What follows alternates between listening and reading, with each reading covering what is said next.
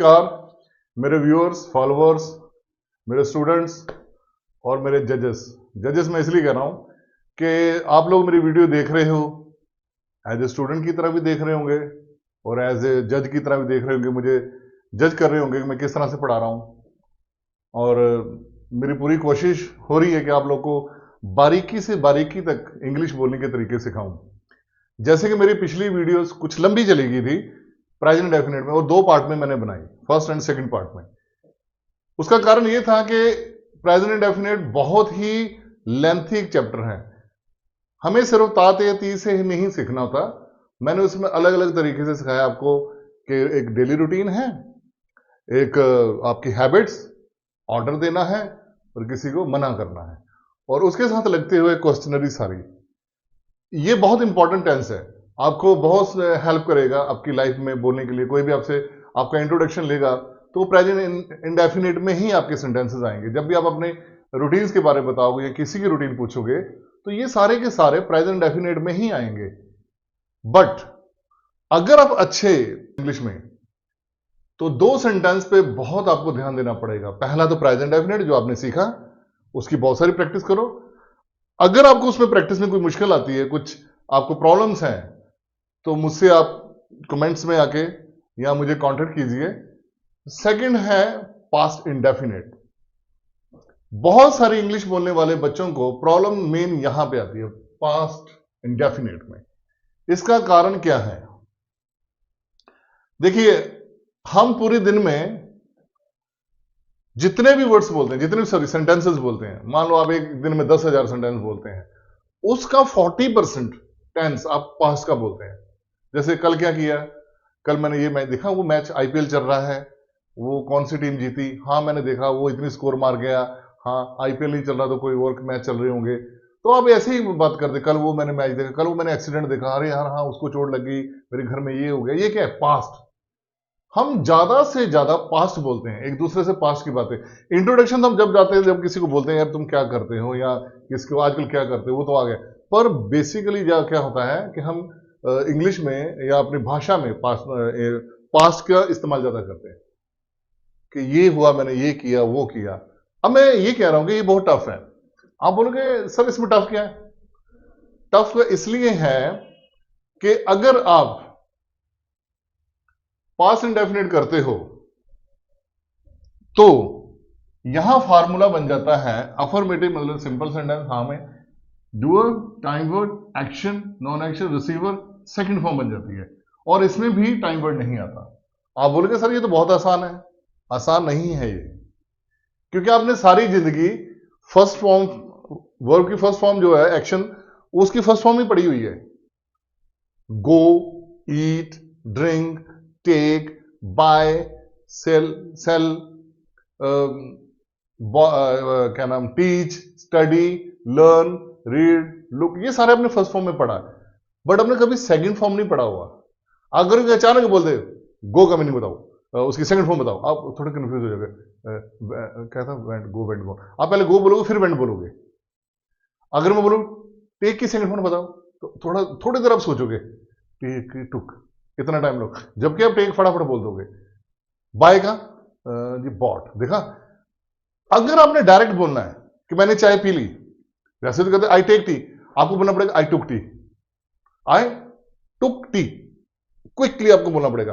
But आप थोड़ी देर के लिए रुकेंगे। आप क्यों? टुक की प्रैक्टिस नहीं है बोलने की। जब प्रैक्टिस नहीं है तो आपका कॉन्फिडेंस डोलता है, आप मन में ही सोचते हो क्या टुक सही है यार, टुक अजीब सा लगता है ना वर्ड, क्योंकि हमने सारी जिंदगी जब से इंग्लिश नहीं सीखी तो हम टेक ही बोलते हैं ज्यादातर। टेक, गो, आई वेंट, मैं चला गया, I went, he went, she went. अब जो तो बोलता है वो तो बड़ा आसान से आप बोलोगे, ऊपर कॉन्फिडेंट नहीं होगे, यार गो लगेगा, वेंट लगेगा, गो लगेगा। इसका मतलब है सेकंड फॉर्म सारी जिंदगी आपको ज्यादा यूज करनी पड़ेगी। बट आप बच्चों ने, सभी ने जो भी इंग्लिश सीखते हैं, वर्ब की फर्स्ट फॉर्म ही ज्यादा सीखी है, इसलिए ये आपको मुश्किल आएगा। लिखने में ये मुश्किल नहीं है। इंग्लिश अगर आप लिखने में आपको टेस्ट दे रहे हैं तो वो इतना टफ नहीं है, बट बोलने के टाइम में, हम यहाँ पे स्पोकन इंग्लिश कोर्स कर रहे हैं, अगर आप बोलने की बात करोगे तो ये बहुत टफ होने वाला है। पर टफ होने की कोई इतना भी आपको डरने की जरूरत नहीं है। सेकंड फॉर्म याद करो, और ये हो जाएगा। ठीक है, तो टाइम वर्ड यहां आएगा नहीं। मान लो अगर मैं कहता हूं मैं चला गया, और इसमें हिंदी में बड़ा आ ए ई का साउंड आएगा, जैसे गया, या के बाद आ का साउंड, गए बहुत ज्यादा लोग हैं, ए का साउंड आएगा, गई कोई लड़की है। पर आप ऐसे सोच सकते हो, पर ऐसे फील किया करो कि जो काम हो ही गया, फील करो जो काम हो गया वही पास्ट है। साउंड के पीछे जाओगे तो आपको टाइम ज्यादा लगेगा। जैसे मैं चला गया, आई वेंट, मैंने खा लिया, आई एट, देखो, मैंने खरीद लिया, आई बॉट, उसने पढ़ लिया, ही स्टडीड, सर ने पढ़ा दिया, सर भी ही शीट। हाँ, इसमें एक बात है कि इसमें जो थर्ड पर्सन है, ही शीट के साथ कुछ ऐसी इसका खेल नहीं आएगा, वो प्रेजेंट डेफिनेट में आएगा। सिंपल सर टॉट, ठीक है। बर्ड्स chirped, sun rose, सन सूरज चढ़ गया है। तो इसी तरह से वी वन द मैच, हमने मैच जीत लिया है, बहुत आसान। इसी तरह से दे रीच्ड, वो पहुंच गए हैं, रीच्ड। तो आपने सेकंड फॉर्म को याद करना है, सेकंड फॉर्म से बोलना है, और जितना आप सेकंड फॉर्म को याद कर लोगे आपकी इंग्लिश बहुत ही सिंपल हो जाएगी, आपको बोलने में आसानी हो जाएगी। तो ये सेगमेंट था आपका अफर्मेटिव, सिंपल। तो अगर आपने ना करनी, यहां पे मुश्किल आती है बोलने में, यहां पे मुश्किल आएगी, क्योंकि लिखने में आप लिख लोगे, पर लिखने में आपको पता लग जाएगा, क्योंकि टाइम मिल जाता है सोचने का, बोलने में टाइम नहीं मिलता आपको, आपने स्पीड में बोलना होता है। तो उसमें मुश्किल ये आएगी कि जब ना करेंगे तो यहां पे आएगा टाइम वर्ड डिड नॉट। अब डिड नॉट आ गया तो जो सेकंड फॉर्म है वो फर्स्ट फॉर्म हो जाएगी, क्योंकि एक लाइन पे दो सेकंड फॉर्म इकट्ठे नहीं आती। ये डिड ऑलरेडी ही डू की सेकंड फॉर्म है, डिड, तो यहां पे फर्स्ट फॉर्म हो जाएगी। लिखा गया, यार मैं नहीं गया, आई डिड नॉट गो, फटाफट हमने उसको फर्स्ट फॉर्म पे ले आना, I did not eat, I did not buy, bought की फर्स्ट में होती है bye.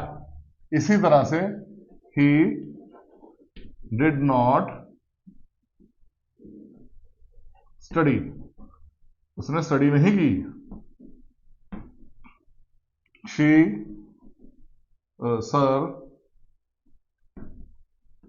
Did not teach, birds did not chirp, पंछी नहीं चहचहाए आज। इसी तरह से आज सूरज नहीं चढ़ा, बादल ही बादल हो रखे हैं। Sun did not rise, we did not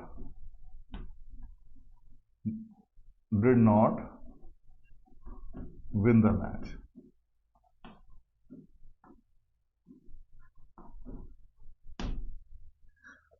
मुझे लगता है आपको ये अच्छी तरह से समझ आ गया होगा कि अगर आप डिड लगाओगे, डिड मतलब डिड नॉट, तो फर्स्ट फॉर्म में आ जाएगा। अगर आप सिंपल बात करोगे पास्ट की, जैसे मैं भूल गया, ओ माय गॉड, मैं तो ये भूल गया बताना आपको, आई फॉरगेट नहीं होगा, फॉरगॉट, मैं नहीं भूला, आई डिड नॉट फॉरगेट।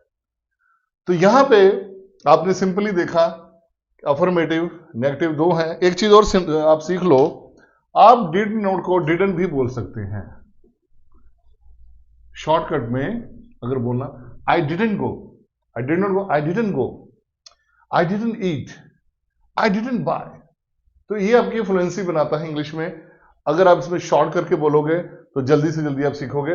अब हम आगे चलते हैं, आगे हम इसका कंफर्म वर्जन करते हैं, फिर क्वेश्चनरी इसकी करते हैं। तो जल्दी से आप ये नोट कीजिए और हम अब आगे चलते हैं। आगे है कंफर्म और इंटेरोगेटिव। ये करने से पहले आपसे रिक्वेस्ट है कि मेरे चैनल को लाइक कीजिए एंड सब्सक्राइब कीजिए, आइकन बेल जरूर दबा दीजिए प्लीज, एंड फॉलो कीजिए। तो आप अपने व्यूज कमेंट्स जरूर देना मुझे। तो आगे चलते हैं, हमें पता लग गया कि ये हमने ना किया, ये हाँ किया, मैं गया, मैं नहीं गया। तो उसको कंफर्म करो, क्या तुम गया, क्या तुम लड़े, क्या उसने गाली दी तुम्हें, उसने क्या बोला तुम्हें, ये सारे क्वेश्चन अब हम करेंगे। कंफर्म करने के लिए टाइम वर्ड आगे ले आए हम लोग, डूअर वहीं रह गया, एक्शन में फर्स्ट फॉर्म ही रहेगी क्योंकि डिड है टाइम वर्ड हमारा। जब जब डिड आएगा तो फर्स्ट फॉर्म हो जाएगी, जब डिड नहीं आएगा तो वो सेकंड फॉर्म हो जाएगी। तो जैसे यहां पे मैंने पूछा उसको, डिड यू अब्यूज, क्या तुमने गाली दी। अब पीछे ई आ गया, वो छोड़ो, वो ई आ नहीं देखना हमने, ये है कि ये काम हुआ है कि नहीं हुआ है। Did he go outside in night, क्या वो रात को बाहर गया था। Did train reach on time, क्या ट्रेन टाइम पे पहुंच गई। इस तरह से कंफर्म, मुझे नहीं पता टाइम से पहुंची कि नहीं, मुझे नहीं पता उसने गाली दी या नहीं, मुझे नहीं पता वो रात को बाहर निकला कि नहीं। ऐसे he did Kamal finish his work, क्या कमल ने अपना काम खत्म कर लिया। डिड दे डू प्रैक्टिस, क्या उन्होंने प्रैक्टिस की। डिड शी डांस, हम डांस बोलते हैं, डांस नहीं है इसका प्रोनाउंस, उसको बोलते हैं dance. Did she dance. Interrogative, interrogative मतलब क्वेश्चंस वर्ड। मैंने आपको कल बताया था कि वैसे तो हम यही सीखते हैं, अफर्मेटिव, नेगेटिव, सीधा इंटेरोगेटिव। हमने बीच में कंफर्म डालना शुरू किया, क्यों, ये बहुत जरूरी। हम कंफर्म करेंगे तो उसका आगे इंटेरोगेट करेंगे। तो वही क्वेश्चन वर्ड आ गया, WH फैमिली आ जाएगी हमारी, जो मैंने कल करवाई थी। WH फैमिली जैसे what, where, how, with whom, how many, why, etcetera, blah blah blah. And उसके बाद जैसे क्वेश्चन वर्ड है फिर वही टाइम वर्ड, यहां पर डिड आ जाएगा, तो यहां डिड आ जाएगा, और फिर डूअर, फिर एक्शन की फर्स्ट फॉर्म ही रहेगी। बस इसका मतलब जब जब हम हाँ में बात करेंगे मैंने किया, तो वो सेकंड फॉर्म आ जाएगी। इसकी प्रैक्टिस करनी है आपने, कब सेकंड फॉर्म, कब फर्स्ट फॉर्म।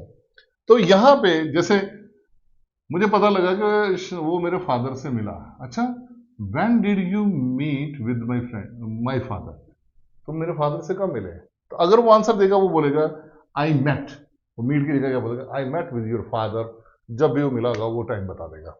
तो इसी तरह से where did they visit in summer, कि वो कहां गर्मियों में गए थे घूमने के लिए। अगर मैं पूछूं क्या तुम गर्मियों में घूमने गए थे, तो मैं यहां छोड़ दूंगा, तो सीधे did they visit in summer, क्या छुट्टियों में घूमने गए थे, गए वो लोग, हाँ जी गए। जैसे उन्होंने हाँ बोला, अच्छा वेयर डिड, क्वेश्चन वही है, where did they visit summer, सर्दियों में वो सॉरी गर्मियों में वो कहां गए। इसी तरह से विद हूम मतलब किसके साथ, did she go to mall, वो किसके साथ मॉल गई थी। पहले अगर वैसे पूछना, डिड शी गो, क्या वो गई थी मॉल, गई थी किसके साथ, वो अकेली तो जा ही नहीं सकती, उसकी तो हिम्मत नहीं है, कॉन्फिडेंस नहीं है, ओके, अपने फ्रेंड के साथ गई होगी। इसी तरह से how many bananas did Rajesh buy, Rajesh ने कितने बनानास खरीदे। मैंने बताया था पिछली प्रीवियस वीडियो में, हाउ मैनी मतलब जिसको आप गिन सकते हैं, तो बनानास आप गिन सकते हैं ना, वन डजन, मतलब एक दर्जन होगा, 6 हो गए, 4 हो गए, 5 हो गए। तो जहां आप गिनती कर सकते हैं वहां पे हाउ मैनी लगा दो, जहां गिनती नहीं है तो वहां पे हाउ मच आएगा। ऐसे वाई, वाई मैंने क्यों, why did you learn English, तुमने इंग्लिश क्यों सीखी भी। इसके बहुत सारे कारण है, बताओ, कॉन्फिडेंस के लिए, अपनी स्किल, इंग्लिश स्किल को इंप्रूव करने के लिए सीखी है। आशा करता हूं इसी के साथ मैं ये वीडियो खत्म करता हूं, और आप इसको ज्यादा से ज्यादा प्रैक्टिस करें। ये मैंने पहले बताया था, ये बहुत ही टफ है, अगर प्रैक्टिस करोगे टफ कुछ भी नहीं होता, प्रैक्टिस आपकी प्रैक्टिस के ऊपर डिपेंड है। और इजाजत दीजिए मुझे।